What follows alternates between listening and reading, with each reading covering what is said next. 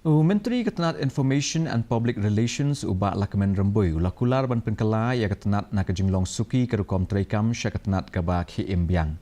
Abakren shikila patai kubor hadien jong ka jinglet kemi kerukom treikam jong Tnat ulah ong ba Tnat kala yo thia wat hapedeng kejuk social media bat kerukom sam kubor ke besten. Utrang ba Tnat kan kiu katkum kejuk bakan la ban ai marmar ya kejing pentip ki bekongsan sigi pat ba halo kikam jong kesorkan.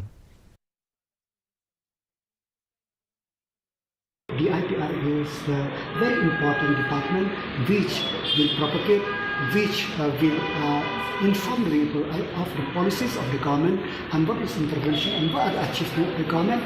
So, but it seems that though information passed to journalists but not in its own website or its own social media page. So that's why I told them that let us come back, we'll make this department a vibrant department. Ka National People's Party Meghalaya kala le